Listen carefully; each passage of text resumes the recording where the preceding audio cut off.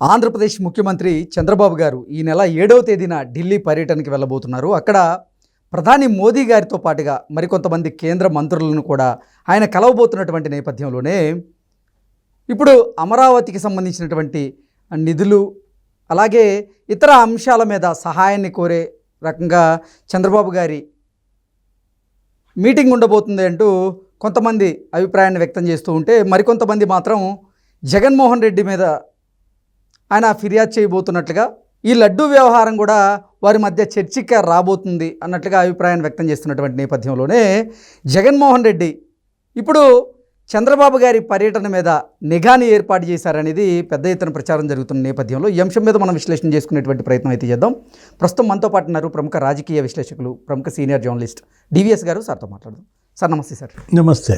ఈ నెల 7వ తేదీన చంద్రబాబు గారు ఢిల్లీ పర్యటనకు వెళ్ళబోతున్నారు. అక్కడ ప్రధాని గారితో పాటుగా మరికొంతమంది కేంద్ర మంత్రులను కూడా ఆయన కలిసే అవకాశం అయితే ఉంది. ఈ నేపథ్యంలోనే కొంతమంది ఏమో చంద్రబాబు గారు అమరావతికి సంబంధించినటువంటి నిధుల అంశం మీద మరికొన్ని అంశాల మీద సహాయం కోరేందుకు వెళ్ళబోతున్నారు అంటూ వారి అభిప్రాయాన్ని వ్యక్తం చేస్తూ ఉన్నారు. మరికొంతమంది మాత్రం జగన్మోహన్ రెడ్డి మీద ఈ తిరుమలకు సంబంధించినటువంటి లడ్డూ మీద ఫిర్యాదు చేసేందుకే ఢిల్లీ పర్యటన ఉండబోతుందంటూ కొంతమంది అభిప్రాయాన్ని వ్యక్తం చేస్తున్నారు. ఈ నేపథ్యంలోనే జగన్మోహన్ రెడ్డి కూడా ఈ చంద్రబాబు గారి ఢిల్లీ పర్యటన మీద నిఘా ఏర్పాటు చేయబోతున్నారు అనేది పెద్ద ఎత్తున ప్రచారం జరుగుతూ ఉంది. ఏంటి సార్, నిజంగా ఆ పరిస్థితులు ఉన్నాయంటారా? అంతే. ఎందుకంటే పాజిటివ్గా ఆలోచించేవాళ్ళు పాజిటివిటీ చూస్తారు, నెగిటివ్గా ఆలోచించేవాళ్ళు నెగిటివిటీ చూస్తారు. ఇప్పుడు ఇవాళ ఏంటి, చంద్రబాబు ఢిల్లీ వెళ్తున్నాడు అంటే అందరి దృష్టి ఢిల్లీ పైనే.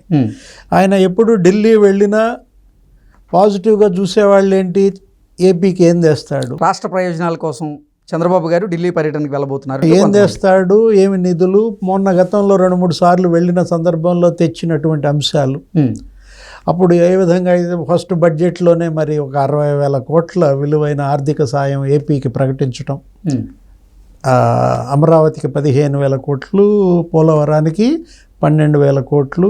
ఇప్పుడు వెళ్తున్నాడు, మరి ఇంకా ఏమన్నా పట్టుకొస్తాడా, ఇంకా ఒక జల్ల తీసుకెళ్తున్నాడా, వచ్చేటప్పుడు మళ్ళీ జల్లలో అన్ని పండ్లు నింపుకొస్తాడా? వాళ్ళ ఆలోచనలు, వాళ్ళవి ఆకాంక్షలు కూడా అలాగే ఉంటాయి. వాళ్ళ అవసరాలు ఆ స్థాయిలో ఉన్నాయి. ఆంధ్రప్రదేశ్ అవసరాలు, కేంద్రం పైనే ఆంధ్రప్రదేశ్ మనుగడ. ఏది ఇప్పుడు జగన్మోహన్ రెడ్డి 5 ఏళ్ల పరిపాలనలో ఆంధ్రప్రదేశ్ వెంటిలేటర్ మీద ఉంది. ఆక్సిజన్ ఇవ్వాల్సింది కేంద్రం. ఆక్సిజన్ కాన్సన్ట్రేటర్, నువ్వు కరోనా భాషలో చెప్పాలంటే ఇవాళ కేంద్రమే ఆక్సిజన్ కాన్సన్ట్రేటర్. కాబట్టి ఈ మరి 3 నెలలు అయిపోయింది కాబట్టి ఇది 4వ నెల. 4 నెలల వరకు నల్లేరు మీద నడగ్గా నడిపింది. ఏమి ఇబ్బందులు ఏం పడలేదు. 1వ తారీఖే జీతాలు పడిపోతున్నాయి, పెన్షన్లు పడిపోతున్నాయి, వృద్ధులకు కానీ వితంతువులకు కానీ ప్రభుత్వ ఉద్యోగులకు కానీ. మరి అదేవిధంగా నీకు అభివృద్ధి కార్యక్రమాలు కూడా, అటు సంక్షేమం ఇటు అభివృద్ధి 4 నెలలు నల్లేరు మీద నడగ్గా సాగింది. హామీలు కూడా కొంత నెరవేర్చిన దిశలో. జగన్మోహన్ రెడ్డి ఏంటి, కేసులు, వలసలు, ఉక్కిరిబిక్కిరవుతున్నాడు. ఆయన పార్టీని నడపటం ఇవాళ ఒక పెద్ద కత్తి మీద సాముగా మారిన పరిస్థితుల్లో మనం అనుకున్నాం.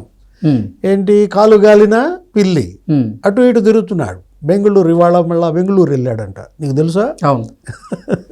ఈరోజు ఇప్పుడు ఆయన వెంటనే మళ్ళీ తట్టబట్ట సర్దుకుని బెంగళూరు వెళ్ళాడు.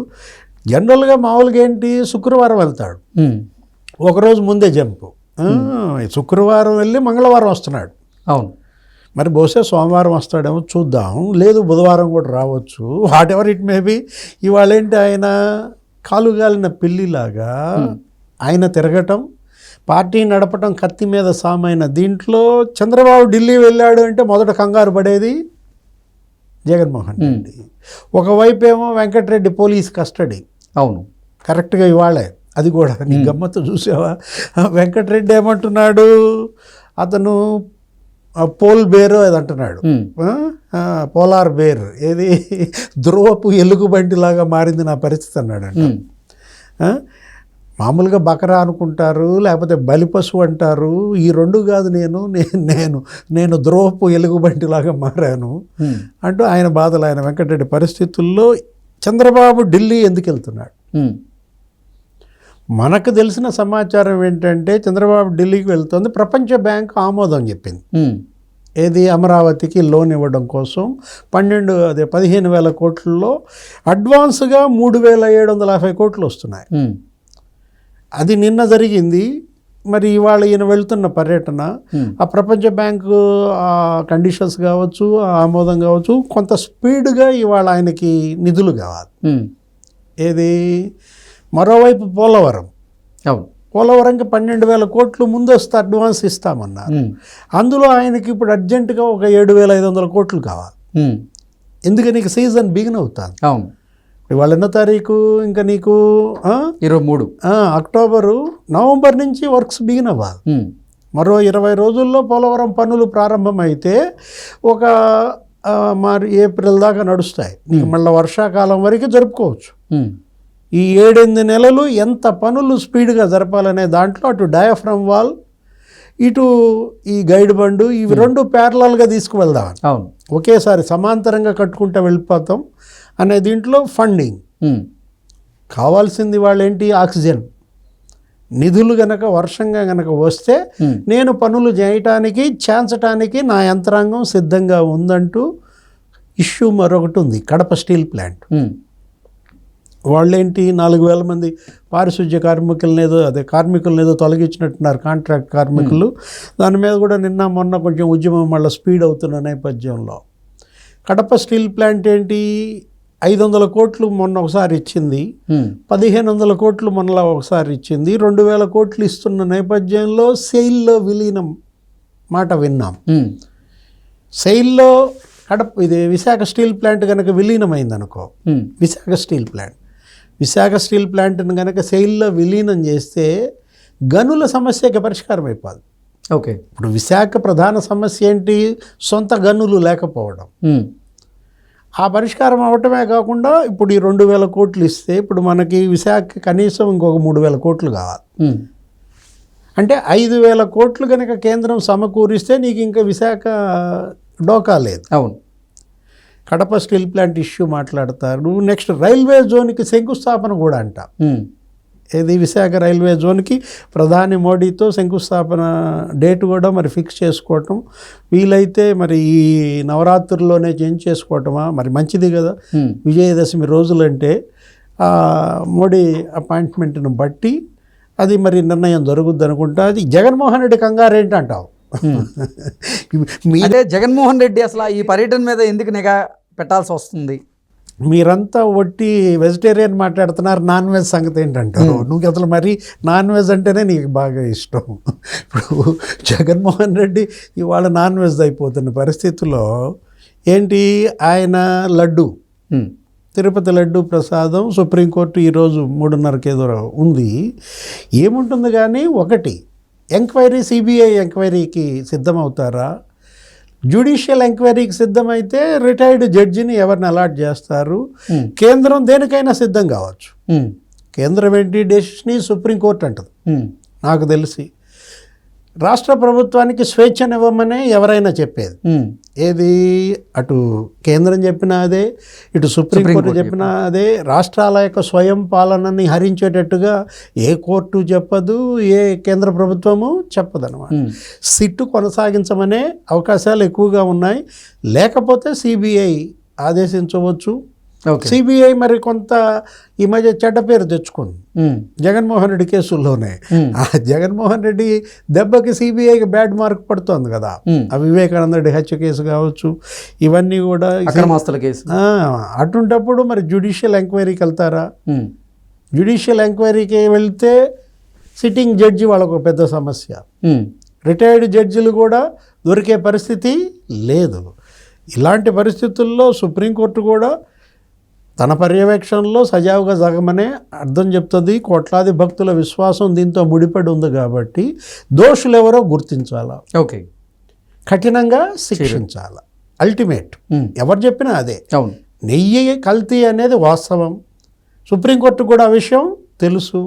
కాకపోతే సెకండ్ శాంపుల్ పంపించారా అని అన్నది. ఎన్డీడీబీ కాకుండా మైసూరు కానీ గజియాబాద్ కానీ ఎవరో ఒక డైరీకి పంపించండి ఇంకో శాంపిల్స్ కూడా అన్నది ఇంట్లో. ఇప్పుడు ఆ కల్తీ నెయ్యి కారకులకు మాత్రం కఠినంగా శిక్షించమనే సుప్రీంకోర్టు ఇస్తుందన్నమాట. పనిలో పని మరి చంద్రబాబు వెళ్ళిన సందర్భంలో ఇటు వెంకటరెడ్డి ఇష్యూ కావచ్చు, అటు వాసుదేవరెడ్డి ఇంకా ఇప్పటికీ పట్టుబడకపోవటం కావచ్చు, జగన్మోహన్ రెడ్డి చేస్తున్నటువంటి ఈ పరిపాలనకు కల్పిస్తున్నటువంటి అడ్డంకులు, తను ఏది చేపట్టినా అతను ఏదో విధంగా దానికి గండి కొట్టే ప్రయత్నం. నెక్స్ట్ బుడమేరు బెజవాడ బాధితులు, దానికి మరి సహాయం కూడా కోరాల్సిన అవసరం ఉంది కదా. అవును. ఎందుకని మొన్న ఏదో విపత్తు సహాయం ఏదో ఇచ్చారు 5 రాష్ట్రాలకి, ఒక 5,858 కోట్లు ఇచ్చింది. దాంట్లో ఆంధ్రప్రదేశ్కి 1000 కోట్ల పైన 1146 కోట్లు ఏమి ఇచ్చారు, మన తెలంగాణకి 460 కోట్లు ఇచ్చారు, మహారాష్ట్రకు 1400 కోట్లు ఇచ్చారు. అంటే ఆ విపత్తు సహాయంలోనే 17%, 17% ఏపీకి ఇచ్చారు. అవును. 25% మహారాష్ట్రకి ఇచ్చారు. ఇది కేవలం అందరికీ ఇచ్చే సహాయం, బుడమేరుకి బెజవాడకి ప్రత్యేకంగా ఇచ్చే సహాయం కాదు. కాబట్టి బుడమేరు బాధితులకి ఇవాళ మరి కేంద్రం కూడా అండగా ఉండాలి. కాబట్టి బెజవాడకి ఒక ప్రత్యేక ప్యాకేజీ అడిగే అవకాశం కూడా ఉంది. ఎందుకంటే 3 లక్షల కుటుంబాలు ఇవాళ రోడ్డున పడ్డాయి. తను పెద్ద ఎత్తున వాళ్ళకి పరిహారం ఇచ్చారు. అవును. ఏది అటు రైతులకు కానీ ఇటు మునిగిన ఇళ్లకు కానీ ఒక్కొక్క ఇంటికి 25,000, 25,000, మొదటి అంతస్తుకు కూడా 10,000. అసలు దగ్గర నీకు ఒక 640 కోట్లు ఏమో ఆయన స్టేట్ గవర్నమెంట్ ఫండ్స్ నుంచే ఇచ్చిన పరిస్థితుల్లో విరాళాలు కూడా వచ్చాయి. నీకు 400 కోట్లు ఎప్పుడూ లేదు. ఒక విపత్తులో ఇంత పెద్ద ఎత్తున మరి ప్రజలు నీకు విరాళాలు ఇవ్వటం ఫస్ట్ టైం మనం చూస్తాం. స్వచ్ఛందంగా ముందుకొచ్చి విరాళాలు ఇచ్చారు. అంటే అది దగ్గర చంద్రబాబు కూలి. అది చంద్రబాబు పడిన కష్టం, ఆయన ప్రభుత్వం పడిన కష్టం, ఆయన మంత్రులు, ఐఏఎస్లు, ప్రజలు కదిలిపోయారు. ప్రభుత్వం బాగా పనిచేసింది అని ఎవరికి వాళ్ళు 50 లక్షలు, కోటి రూపాయలు అట్లా విరాళం ఇచ్చినారు. పారిశ్రామికవేత్తలంతా కూడా 400 కోట్లు మరి వచ్చినాయి అంటే ప్రధాని కావచ్చు, లేకపోతే అమిత్ షా కావచ్చు, వాళ్ళు కూడా అభినందిస్తారు చంద్రబాబు ప్రభుత్వ పనితీరుని. వీటన్నిటిపైన రేపటి చంద్రబాబు ఢిల్లీ టూర్ అందరూ ఆశతో చూస్తుంది ఏంటి, రాష్ట్ర ప్రయోజనం, సెకండ్ జల్లేది, రెండో జల్లలో ఏమి నింపుకొస్తున్నాడు అనేది ఇవాళ మరి ఆయన 7వ తారీఖు నుంచి వచ్చేటప్పుడు మనం కూడా ఆసక్తిగా ఆయన ఫ్లైట్ దిగటం గురించి చూడాలి. ప్రెస్ మీట్లో ఆయన ఏం చెప్తాడో చూడాలి. Okay sir, thank you so much. నమస్తే.